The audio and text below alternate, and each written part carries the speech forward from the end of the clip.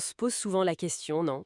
Cette impression que quelque chose ne tourne pas rond, cette insatisfaction qui revient. Est-ce qu'on peut vraiment s'en défaire? C'est une question fondamentale, effectivement. Et aujourd'hui, on va explorer une réponse très ancienne proposée par le bouddhisme. Les quatre nobles vérités. C'est vraiment la base de l'enseignement du Bouddha Shakyamuni, d'après nos sources. Tout à fait. Le cœur même de son message. Notre mission, si on peut dire, c'est de comprendre l'essentiel. C'est quoi cette souffrance? D'où elle vient? Est-ce qu'on peut s'en libérer? Et si oui, comment? Alors, allons-y. Parfait. Et logiquement, on commence par le constat, la première vérité, celle de dukkha. Dukkha, oui. On traduit souvent par souffrance, c'est ça? Oui, mais c'est un peu réducteur. Dukkha, ça englobe aussi l'insatisfaction, le malaise, le sentiment, que l'existence conditionnée à quelque chose d'intrinsèquement bancal, quoi. D'accord. Et concrètement, comment ça se manifeste, ce dukkha, d'après les textes? Ben, les sources sont assez claires là-dessus. Il y a la souffrance évidente, tu vois, naître, vieillir, être malade, mourir. Oui, ça en voit bien. Mais aussi, ne pas obtenir ce qu'on désire. Ou l'inverse, être uni à ce qu'on n'aime pas. Être séparé de ce qu'on aime. Ah oui, la frustration quotidienne, en quelque sorte. Exactement. Et puis, il y a une forme plus subtile, liée à notre attachement à ce qu'on appelle les 5 agrégats. Les cinq agrégats, c'est-à-dire? En gros, le corps, les sensations, les perceptions, les formations mentales et la conscience. Notre expérience, quoi. On s'y accroche comme si c'était un moi solide, permanent, alors que tout change tout le temps. Hmm.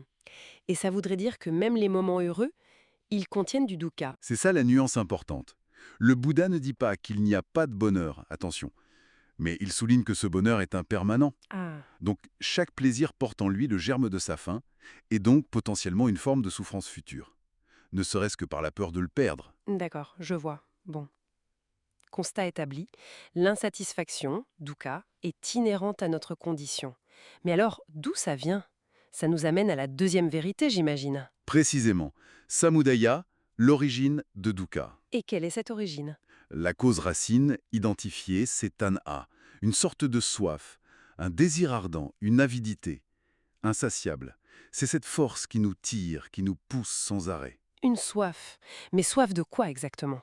Et pourquoi c'est ça, la cause? Alors, les textes parlent de 3 types principaux. D'abord, la soif des plaisirs des sens, assez évidente. Oui. Ensuite, la soif d'existence, le désir de continuer, d'être, de perdurer. Mhm. Et, plus surprenant peut-être, la soif de non-existence, le désir que les choses cessent, voire l'autodestruction. Ah oui, quand même. Et cette soif, elle sort d'où? Elle naît elle-même d'une mécompréhension fondamentale.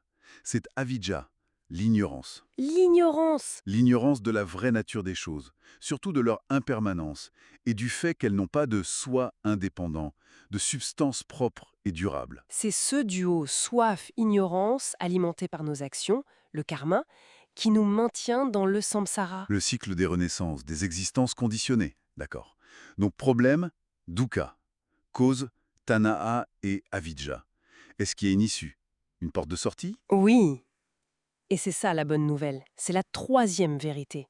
Nirodha, la cessation de dukkha. La cessation. C'est possible donc.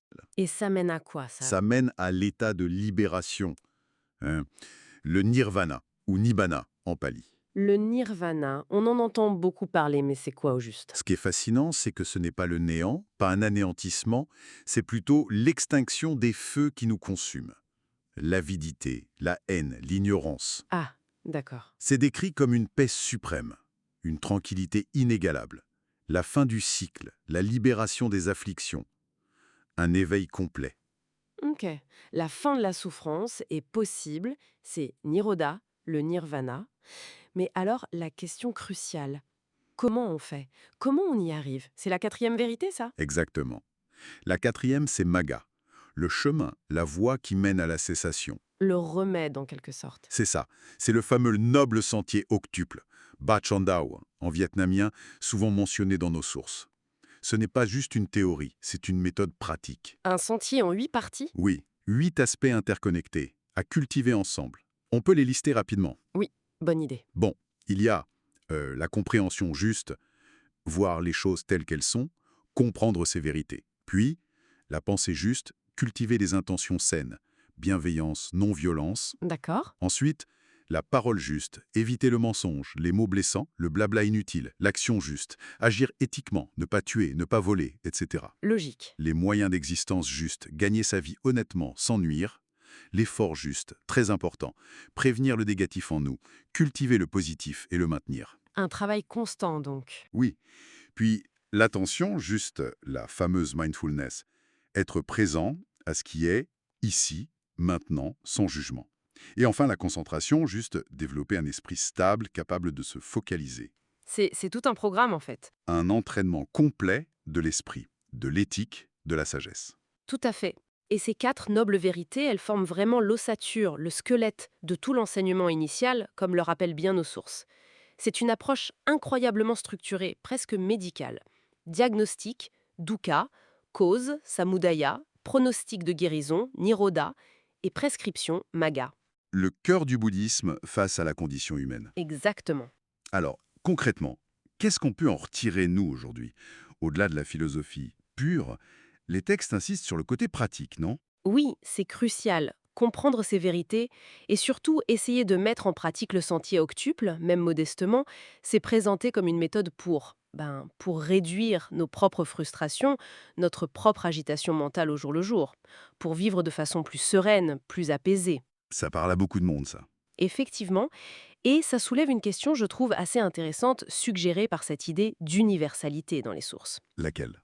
Si on admet que la nature de l'insatisfaction, dukkha, et ses causes profondes, la soif et l'ignorance, sont universelles, alors dans quelle mesure ce chemin en 8 étapes, Magga, qui est né dans un contexte indien très spécifique il y a 2500 ans, peut-il vraiment être une voie universelle, pertinente pour chacun, peu importe sa culture ou son époque, pour trouver cette paix intérieure? Excellente question pour terminer. De quoi réfléchir.